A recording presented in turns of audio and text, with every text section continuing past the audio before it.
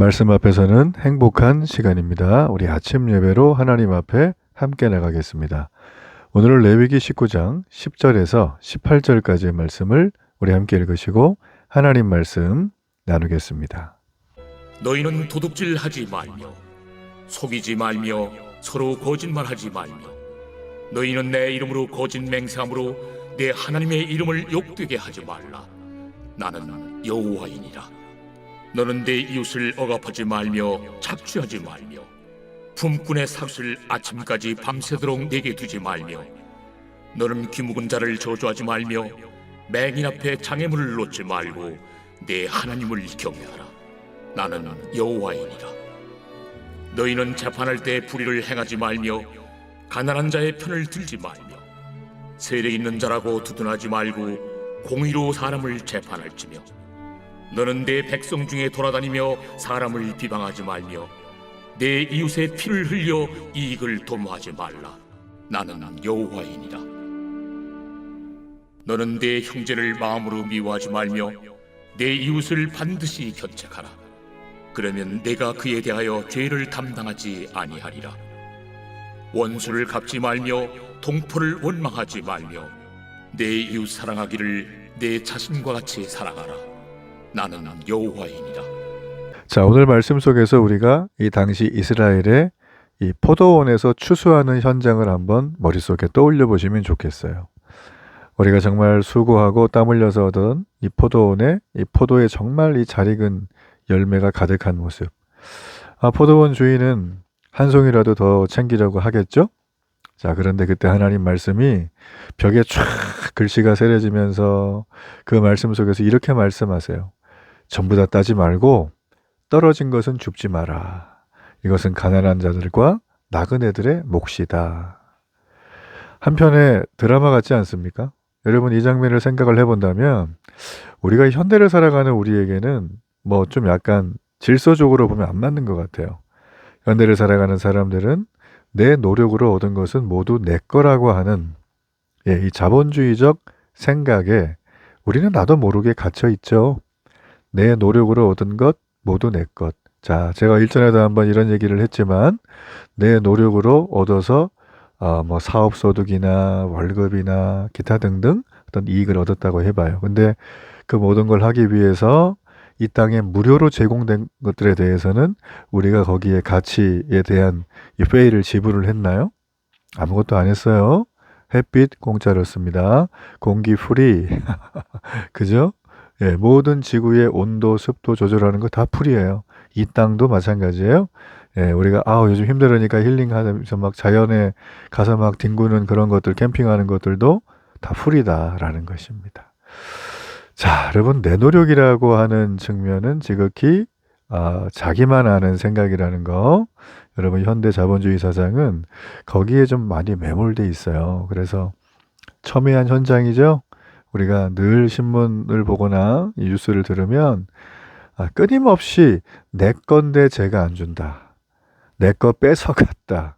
뭐 이런 거 가지고 우리가 늘 봐요. 물론 정당한 노동이나 어떤 재화와 용역을 통해서 거래가 이루어졌는데 이행이 되지 않는 부분들은 또 법을 어긴 것들은 상식적으로 또 뭐가 말이 안 되는 것들은 우리가 이제 뭐 암묵지적으로 볼 때는 충분히 그렇게 해야 하는 것들이지만 그렇죠? 더 엄밀하게 따지면 이 땅의 모든 것들은 우리가 날로 먹고 있다. 이렇게 생각을 하셔야 돼요. 제가 이 얘기를 왜 길게 할까요? 오늘 하나님 말씀하셨죠? 너 힘들게 일한 거 내가 다 아는데 너 잠깐 멈춰. 왜요? 이거 다 따면 안 돼. 왜요? 이거 떨어진 거 주면 안 돼. 멀쩡한데 이거 팔면 이거 특 A급인데 돈 많이 받는데요. 주님 말씀하셨어요. 가난한 사람들은 뭐 먹고 사냐? 이거 못 사 먹잖아. 나그네들은 집도 없고 저기도 없는데 어떻게 지나가다 욕이라도 해야지. 이해되시죠? 자, 오늘 내용은 사실 이거예요. 그래서 우리가 다시 십계명, 그래서 이번 타이틀은 전체적으로 이제 여러 얘기들이 나오지만 이웃사랑에 포커싱을 좀 둬야 한다. 그래서 여러분 우리가 이 아침에 생각해야 될 게 뭐냐면 나의 권리를 자꾸 생각하는 거예요. 교회를 다녀도 나의 권리가 먼저인 사람들은 이기적인 그리스도인이 돼요. 그렇죠? 그러나 하나님 나라의 시민으로 이 땅에 보냄받은 청지기로 사는 사람은 하나님 나라의 권리를 먼저 생각하게 되는 거죠. 자, 인내심의 결단은 여기서 나온다. 신앙 성장의 핵심은 여기서 나와요. 그래서 나의 권리를 주장하면서 교회를 다니면 정착이 어렵습니다. 교회 정착을 안 하고 자꾸 이렇게 다니면 뭐 되지 뭐 요즘처럼 뭐 노마드 시대인데 뭐 몇 년에 한 번씩 싹싹 바꾸지 뭐. 예, 그거 한번 해보신 분들은 느끼실 거예요. 마음이 피폐해지고 메말라져요. 예. 평생 다니라는 소리는 아니에요.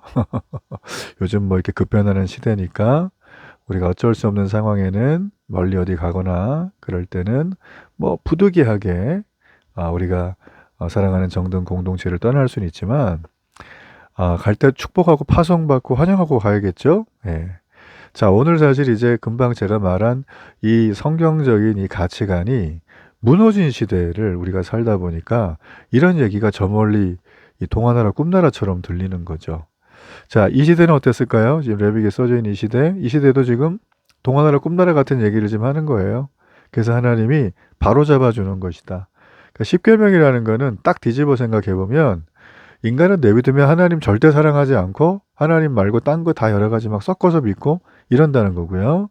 그리고 내비두면 살인 좋아하고 간음 좋아하고 탐심 좋아하고 도둑질하고 남의 거 뺏어오고 이게 그냥 본능적으로 인간에게는 있다라는 거예요. 나는 그래도 좀 고결하게 사는데 그런 거 없어요. 예. 그렇죠? 예. 그런 거 우리 살아봐서 다 알잖아요. 그런 부분들에 대해서.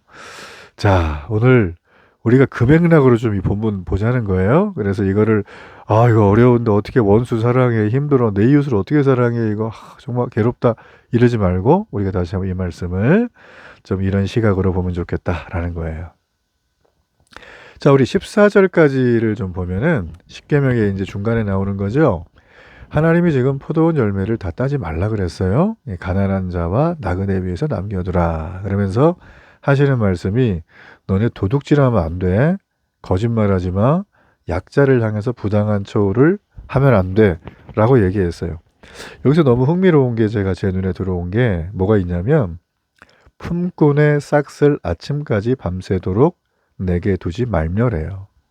자, 품꾼의 싹. 내가 뭔가 이렇게 필요해서 어떤 뭐 일을 시켰어요. 어떤 사람에게 어떤 계약을 하고 뭐 이게 하루 일당이 될 수도 있고 월급이 될 수도 있고 연봉이 될 수도 있겠죠. 자, 그런데 줘야 되는 시간과 날이 있죠.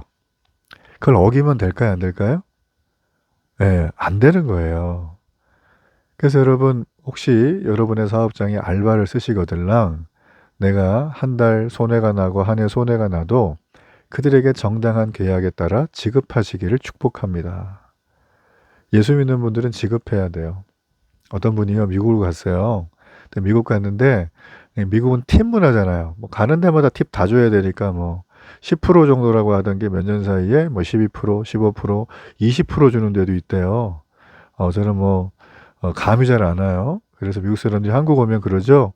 야, 한국은 언제나 박앤세일이네. 365일 팁을 안 주니까 그냥 세일하는 느낌인 거예요. 미국 사람들은. 그럴 것 같아요. 제 생각에는. 우리가 가서 팁 내면 이건 문화가 좀 이질적이라서 힘들 것 같은데. 자, 이제 그런 마음으로 간 한국인 한 분이 계셨어요.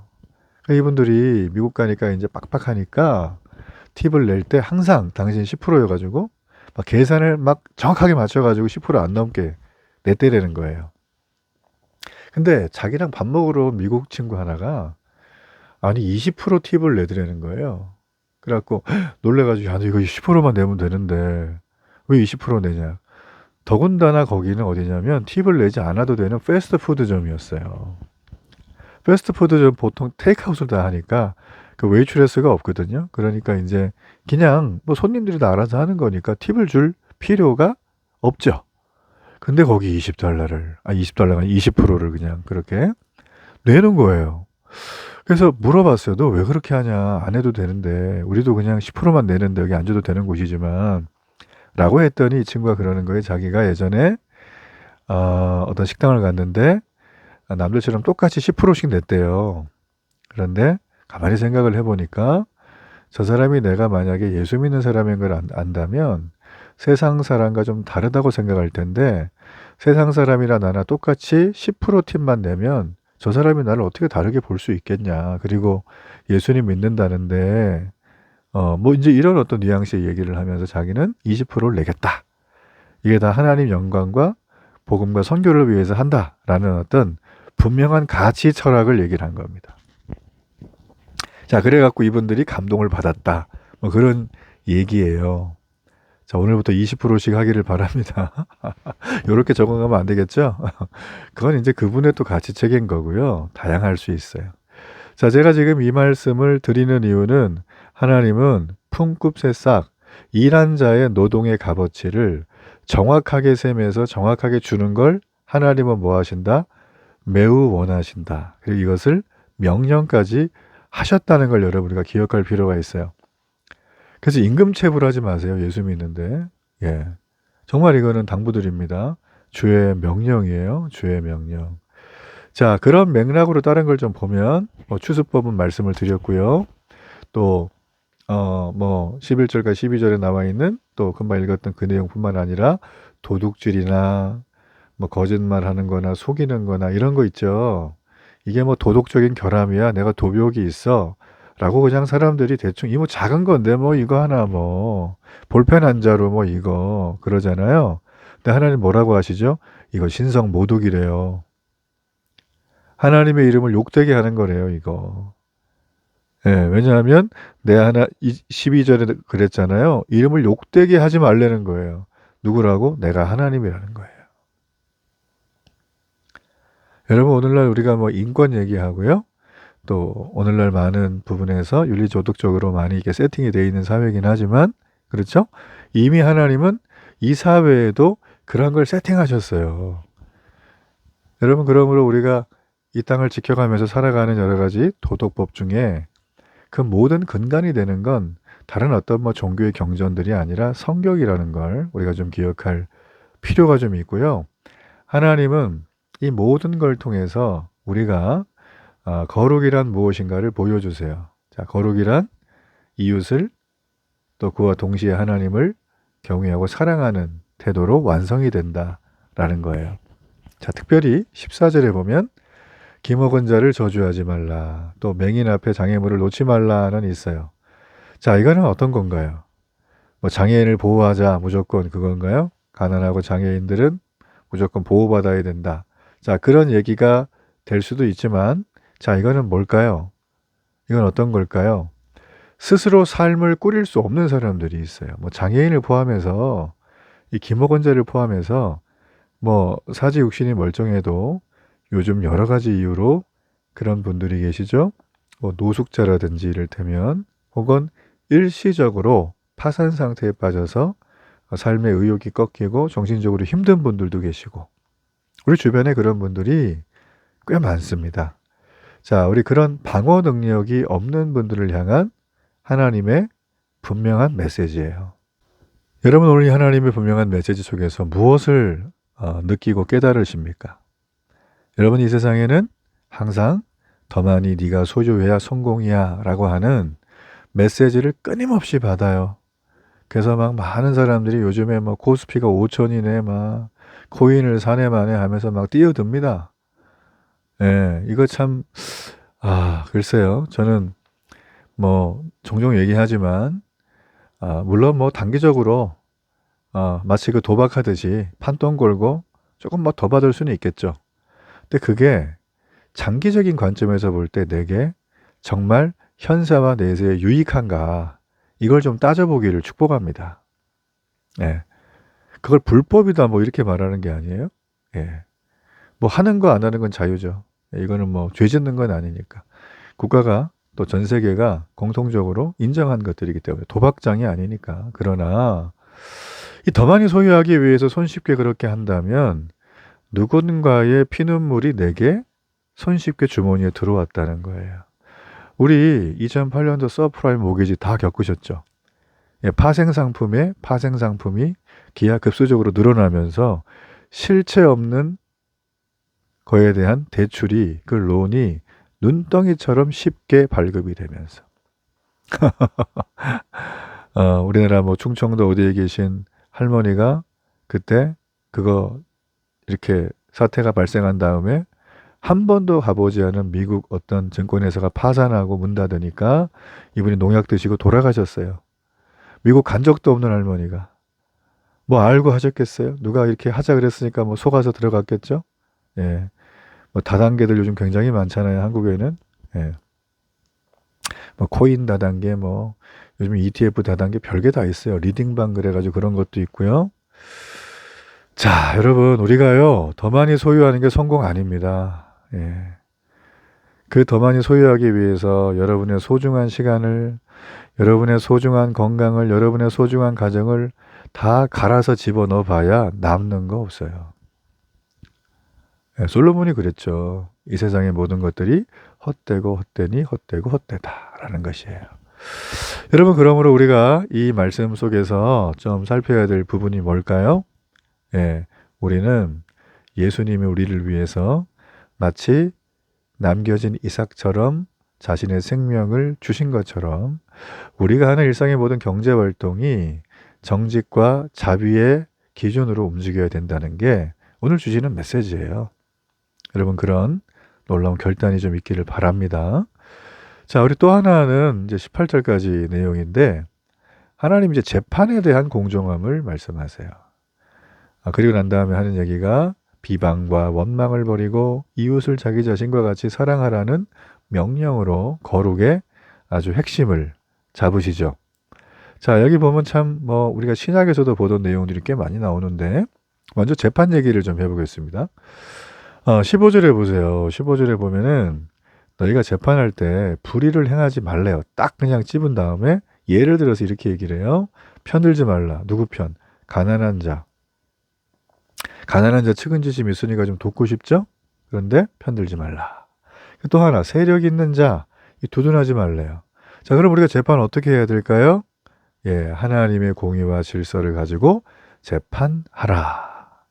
공의의 재판이에요.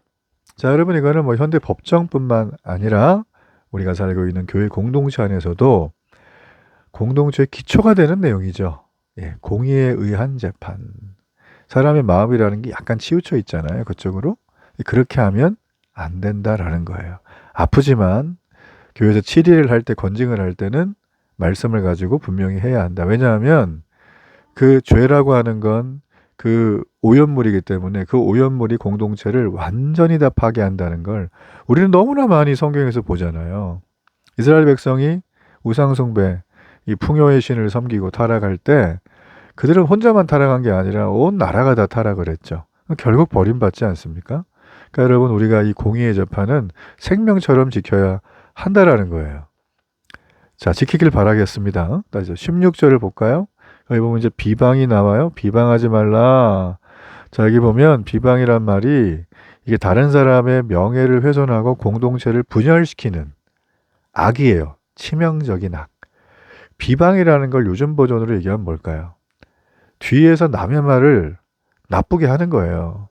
그 사람만 없으면 막 그 사람 긁고 내리고 객관적인 사실, 알만한 사실을 서로 대화하는 건 문제가 없지만 그렇죠? 그러나 그 사람의 어떤 걸 추측하고 지레 짐작하고 자기 생각을 덧붙여가지고 그 사람을 훼손하는 일을 한다는 건 하나님이 어떻게 해요? 하지 말래요. 왜냐하면 여기 말씀에 생명을 위태롭게 하는, 이건 살인행위와 같다고 지금 취급을 한다는 거예요. 셋째의 혀로 강동 육주를 얻을 수도 있지만 서희처럼 셋째의 혀로 나라를 잃을 수도 있습니다. 자, 여기서 주목할 게 또 하나 있죠. 17절. 자, 형제를 마음으로 미워하지 말고 반드시 뭐 하래요? 견책하라. 이게 잘 안 쓰는 단어죠.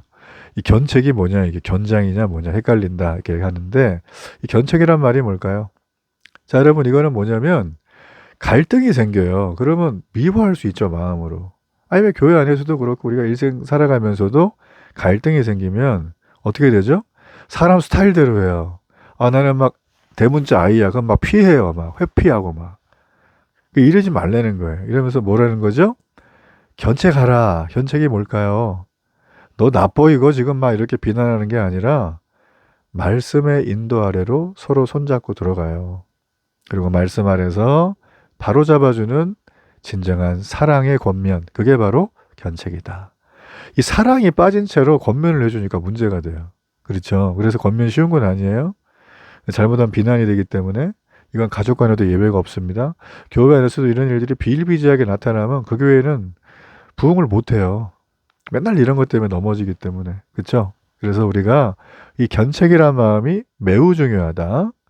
자, 그리고 이제 18절의 말씀이 이 모든 규례의 결론인데 내 이웃 사랑하기를 내 자신과 같이 사랑하라는 선언이에요. 자, 여러분 결국 우리 레위기 19장의 핵심 주제가 뭐죠? 다시 십계명이잖아요. 다시 십계명은 말씀 잘 지켜 이게 아니라 말 그대로 거룩이 일상이 되게 하는 삶을 요렇게 하라는 거예요.